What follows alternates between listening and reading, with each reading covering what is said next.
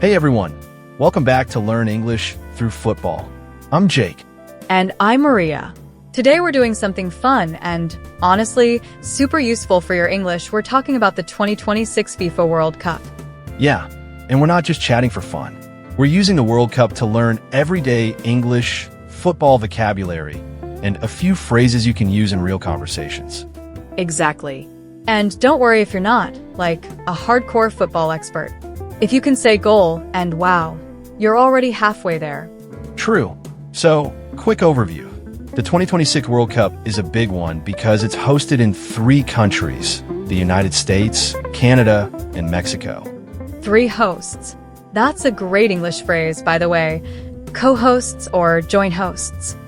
You can say, the tournament is co-hosted by. Nice. And another major thing, the tournament is bigger than before. More teams. Right, it's expanding. So the phrase to expand means to get bigger. Like, the World Cup is expanding to include more teams. And you can also say an expanded tournament. That's a common adjective form. Okay, so let's make this practical. Imagine you're talking with a friend and you want to bring this up. You could say, did you hear the 2026 World Cup is being held in North America? Or more casual, hey, did you know the next World Cup is in the US, Canada, and Mexico? Yeah. Did you know is such an easy conversation starter. Let's do some key vocabulary. First one, host city. That's a city where matches are played. And you might hear venue too. A venue is the place where an event happens, like a stadium. So you can say, this stadium is a World Cup venue. Exactly. And when you talk about stadiums, another common word is capacity. Like, that stadium has a huge capacity, meaning it can hold a lot of people. Capacity is a great word, not just for sports. You can say, this room is at full capacity. Like, it's totally full. So, Maria, if you were planning a trip for the World Cup, what would you say in English? Like a normal sentence. I'd say, I'm thinking of traveling for the World Cup, but I need to plan my budget. Budget. Super important word. Your budget is basically the money plan, right? Right. Like how much you can afford. Another travel phrase, book a flight, book a hotel. And if prices are too high, you can say, it's out of my budget. That phrase is really common. Yes. Also, you'll hear people say, I'm saving up. That means you're putting money aside over time. Okay, now football English. Let's start with the basics. Match and game. In football, people often say match. Americans might say game more. True, but both are understood. You can say, did you watch the match? Or did you watch the game? Then there's group stage. That's the early part where teams play in groups. And after that you get into the knockout stage, where basically if you lose, you're out. That phrase, you're out, is nice and informal. Like, they lost, so they're out of the tournament. Or they got knocked out. That's a super common football phrase. Let's practice a few reactions you can say while watching. Like when something surprising happens. Oh, easy. No way. Or you're kidding. Or if you're shocked, I can't believe it. And if somebody scores an amazing goal, what a goal. Or more dramatic, that was insane. Now, let's talk about predictions. People love predicting the winner. Yeah, and it's a great way to practice future language. You can say, I think Brazil will win. Or, I'm pretty sure France is going to go far. Go far means they'll reach later rounds, maybe semifinals or final. So if you say, they'll go far, you mean they'll do well. Also, favorites. Like, they're one of the favorites. That means many people think they have a strong chance to win. Right? And the opposite could be underdog. That's a team people don't expect to win, but they might surprise everyone. I love underdog stories. And by the way, an underdog story is used outside sports too. Like someone starting with disadvantages and then succeeding. Now let's do a quick mini role play. You're at work or school, and someone asks you about the World Cup. Maria, ask me a question. Okay. Jake, are you excited about the 2026 World Cup? Yeah, totally. I'm especially excited because it's in North America. I feel like the atmosphere is going to be crazy. Nice. Atmosphere means the feeling in the stadium or in the city, like the energy.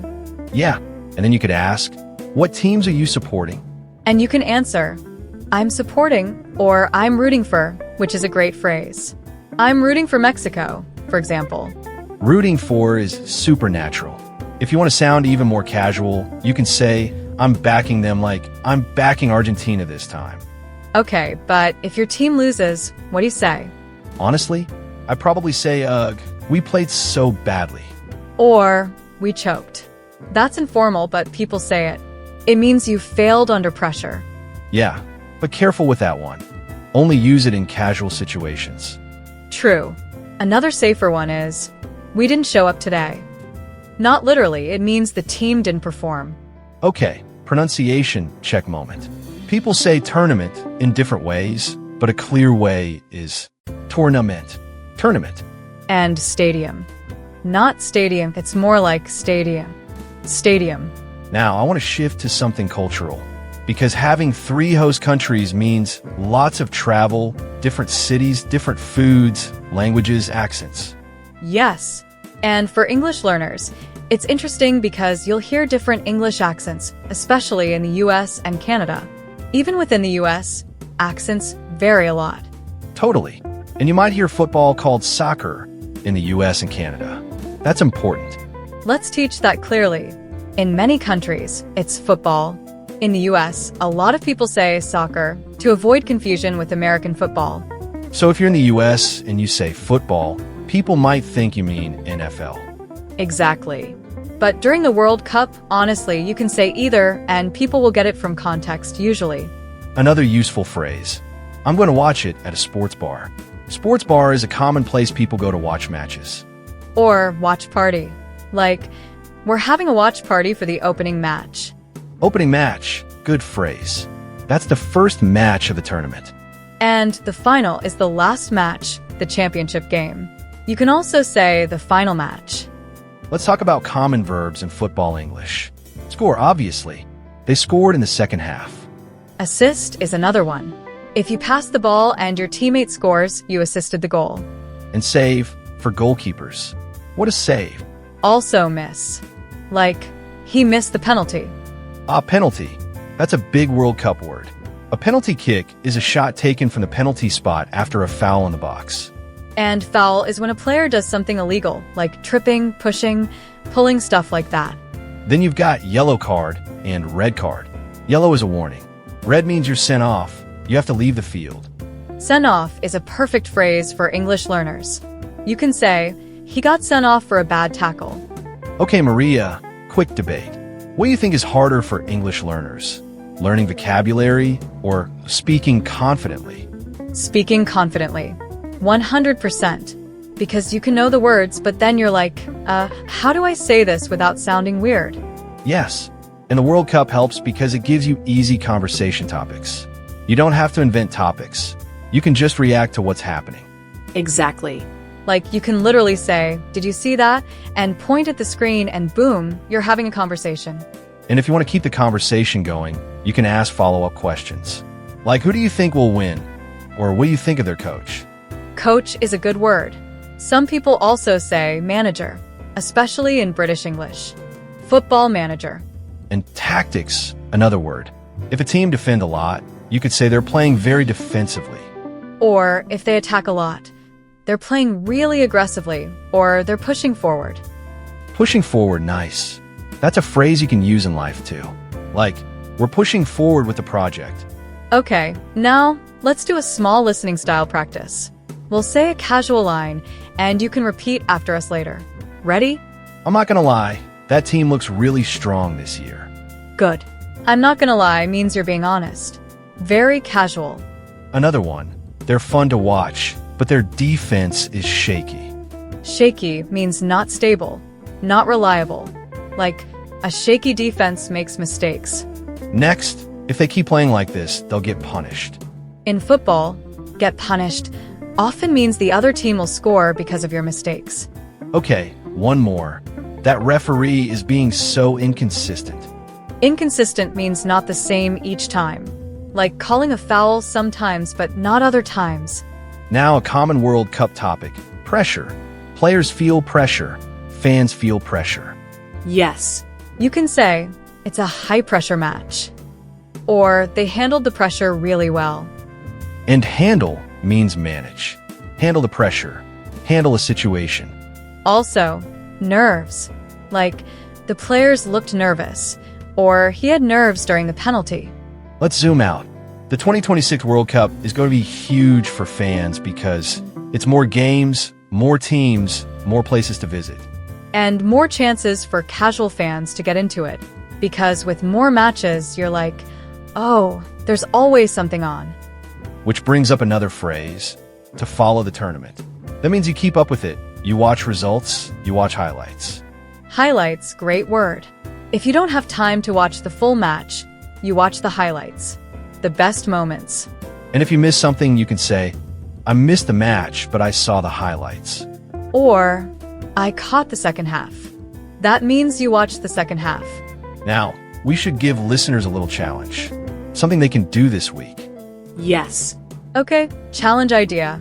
Watch a short football clip in English, like a goal highlight, and write down 5 phrases you hear. And then try to use 2 of those phrases in a sentence about the 2026 World Cup. Like, I'm rooting for, or what a save. Even better, say them out loud. Because your mouth needs practice, not just your brain. So true. Okay, last mini topic before we wrap up. Small talk. The World Cup is perfect for small talk. Yes. You don't have to be an expert. You can say, I don't know much about football, but the World Cup is fun. Or, I'm new to football. Who should I watch? That's a great question, and people love giving opinions. And if someone starts using complicated words, you can say, wait, what does that mean? Totally normal, totally okay. All right, so today we covered host countries, travel phrases, tournament vocabulary like group stage and knockout stage, and lots of reactions and prediction phrases. We also learned some supernatural expressions like I'm rooting for, go far, underdog, out of my budget, and watch party.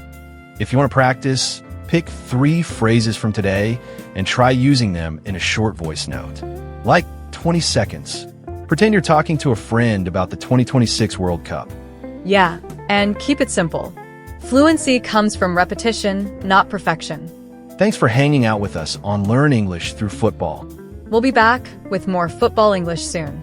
And until then, keep practicing, keep listening, and enjoy the build-up to 2026. See you next time.